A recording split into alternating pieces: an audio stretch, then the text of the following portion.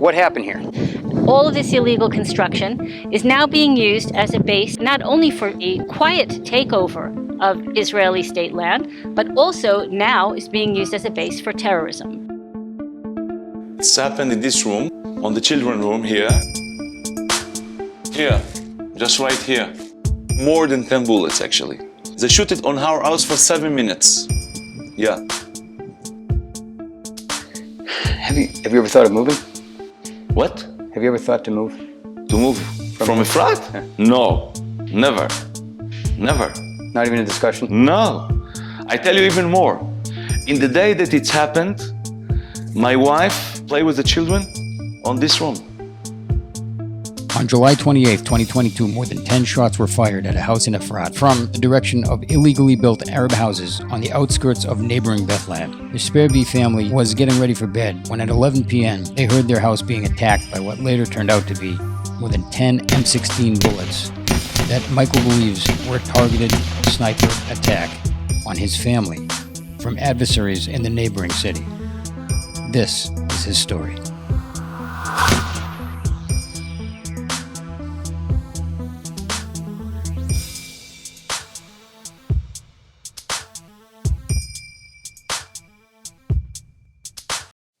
To understand some of the land issues surrounding Efrat, we caught up with Nomi Khan from Regavim, a public movement and NGO dedicated to the protection of Israel's national lands and resources. This, what we're looking at here, this next door mountaintop, this is actually part of a larger Arab community or not? So what you see here in the distance is Bethlehem, and that's Area A. This is the powerhouse of the Palestinian Authority's economy, the largest, most productive segment of the Palestinian economy. In the foreground is a large quarrying operation. Beyond it, all sorts of businesses, the only producing sector, really. And all of this has sort of slid out of Bethlehem. Okay, so this is Bethlehem. Yep. Major industrial park.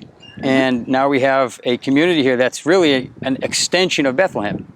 More or less. Why are you apprehensive to characterize it as an extension of Bethlehem? Because there are other communities that it's connecting to. The Palestinian Authority creates points to connect large existing Palestinian population. That's Route 60. That's the only traffic artery here that connects all of Gush Etzion to Jerusalem. Bethlehem is on only one side of it, but Tyre and Husan are on just the other side of the road. They're expanding towards the road, which is illegal under international law, under the Oslo Accord. Israel's Minister of Defense wants to legalize all of this illegal construction and allow these communities to essentially cut off all of the Jewish communities from Jerusalem. It's madness. He's rewarding the Palestinian Authority for this, and he is endangering the security of every Israeli who uses this road and all of the Jewish communities here, cutting off their connection to Jerusalem. What happened here is a failure of the Israeli civil administration to enforce the law and maintain this territory. People from these illegal structures have begun shooting on homes in the Jewish community of Efrat. They are constantly stoning and firebombing cars on the roads. They are threatening the main access routes to Jerusalem, to and from Jerusalem, and they are encircling the Jewish communities and threatening them, cutting them off, and not allowing them to grow. Shots fired. Shots fired. So right there are houses. Correct. Right there are houses. And we're talking about maybe 3 football fields. And they keep getting closer. And they the get house we're closer going to and go closer. to now, you'll be able to see exactly where they were shot at from. We're standing amongst these houses that were actually shot at by their neighbors on the other hill. Correct. We're going to go and visit residents of Efrat, whose house was specifically targeted last week. Dozens of bullets shot into their house.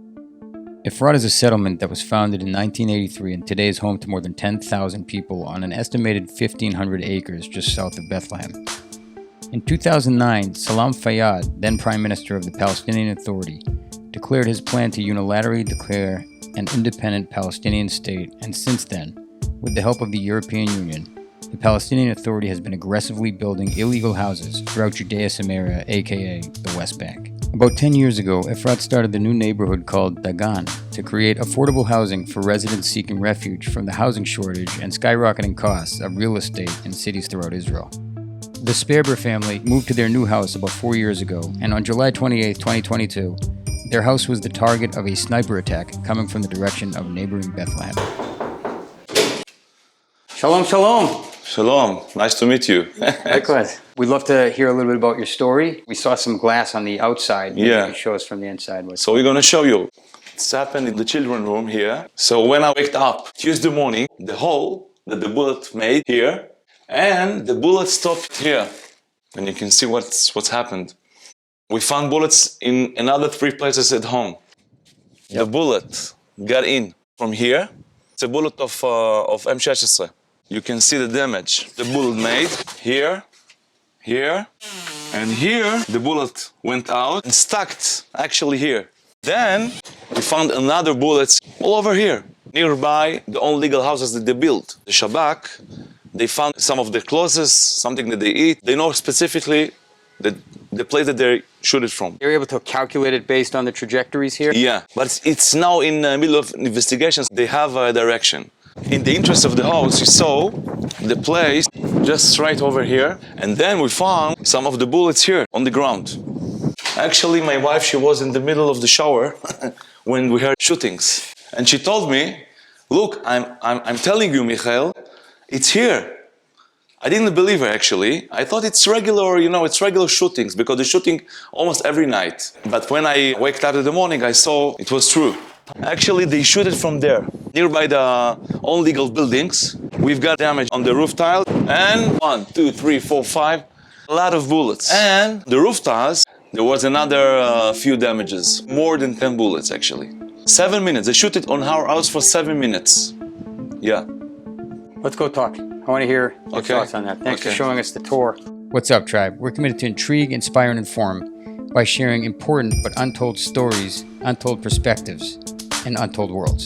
Please consider going to tribejournal.org and joining our digital online community. So the story here is very interesting because in 1 kilometer you can find Christians, Muslims, guys from Turkey, Falahim, guys that came from Sudan, and they're all living here. If you know how to manage them, it's easy to solve problems with them. What does it feel like? You're sitting here right now. Behind you is, quote unquote, the enemy, someone who just literally shot at least 10 rounds. Yeah. And you're just caring about your day. What does that feel like to think that there might be a scope on you at any time of day? You're living your life. You're trying to feel good. You're trying to get out from your personal story and to see how we prevent the next event. For my audience, when you say event, we're thinking of Facebook events. We're thinking of like things that are happening around town for the different communities. Like there might be a party or a concert. What do you mean when you say event? The terror attack, we part of the whole Judean Samaria. We need to make the difference between the terrorist guys and the regular guys. Most of them want to leave, just to leave, like us. Some of my good friends are Arabs, by the way. I'm speaking with them, they're eating with me, they're cleaning my house. In these neighborhoods? Some of them, yeah, some of them.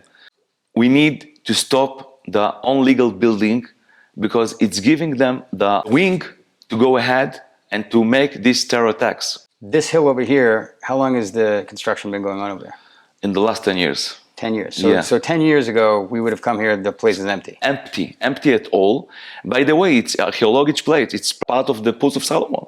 A very historical, important place. Not just for us, for the Jews, but for the Christians, for anybody else. This is Area C, right? It's Area C. When you moved out here, this was part of the Oslo process, and exactly. you were coming out here and enjoying the beautiful hills, and there was going to be a process where things were going to be worked out, and then suddenly, fast forward a decade or two, and you're being shot at by someone a couple football fields away. How does that make you feel as an Israeli citizen? I'm feeling that we're losing our country. We're losing the shilton. We're losing the simple things. Because if I'm using the road, the entrance from Efrat, and we, not I'm personally, but everybody else, have the feeling that they can shoot you from those illegal houses, it makes you to feel not confident and not safe. And look, I'm paying taxes, I'm working, I'm a regular citizen in the Israeli country. I need to feel like everybody else in Yerushalayim, Tel Aviv, Haifa. And the government, the country, need to come and to force the laws here. Not just for Jews, but even for the Arabs. If somebody built his simple or not simple house on a land that it's our land, it's need to be destroyed. Regardless of the optics internationally, and the world will go nuts. 30–40% of them are not original Arabs. They came from Yerushalayim, they came from Akko. They're coming to build their houses here for two reasons. First, because it's cheaper. Second, because they're getting the money abroad, from Europe, from India, etc. So it's not a question of throwing somebody from his own house that he built, by his hands. It's a political question. If you're not destroying because it's more complicated, understand? At least stop them. Stop them. I'll give you an example. This morning came a truck and put some stones and other stuff nearby one of these houses. We called the army, we called the Minhal, we called everybody. Nobody came. Nobody came, nobody stopped them. You understand? We can shout, we can cry, we can do demonstrations. If somebody will come and stay in your house and say, look, Mr. Katz, I want to live here. You're going to go to the police and they will throw him immediately. We're in the same situation. We're in the same situation. They're living in our land. It's actually the Efrat land. It's not even Shitrei C. This is the municipality of Efrat. Yeah, Wow. some of them. Some of the hills, okay. Yeah, some of the houses. For the last 5 or 6 years, the Arabs built 28,000 buildings on legal on Shitrei C. On C, not on Yeah, A, just not on C. B. 95% from their buildings is just on Shitrei C. They're building specifically on Shitrei C, on the border of the settlements, and on the roads to the settlements. Even if you're Smolani, you want to keep the Shtachim, the next negotiation that we're going to have with them, maybe in the future. Because look, I want a peace. I want to live in peace with my neighbors, with everybody else. But I want to live. I don't want to live like everybody lives now in the Givat Safatit neighborhood in Yerushalayim, that in the last 10 years they built, you saw that, they built Up. 20, 25, 30 floors, and in the future they're going to shoot from them to Givat Safatit and to Pisgat Ze'ev. You're saying the Arab buildings are being built taller and taller, and those are going to be sniper towers. Everybody knows, but they need to take a decision. It needs to be on the table of the government. We need to push them 24/7. Have you ever thought of moving? What? Have you ever thought to move? To move from Efrat? Yeah. No, never. Never. Not even a discussion? No. I tell you even more. In the day that it's happened, my wife played with the children on this room. We're behaving regularly. We made in Shabbat a big kiddush here for the whole community. Everybody come, and we're all strong, and we're continuing. And for sure, we're going to have new residents in Efrat, new Olim in Efrat. You said this was 4 years old. Probably construction started about 6 years ago. Was that motivated somewhat by the construction happening on the Efrat land that the government did nothing about? Maybe. Because it's happened together, actually. And besides, they know that I'm involving very much, preventing them building in our land, in Shitrei C. So you're an activist I'm very activist, and they know it. Who knows it, the government or the Arabs? The government and even the Arabs. Somebody has a store in the entrance from Efrat.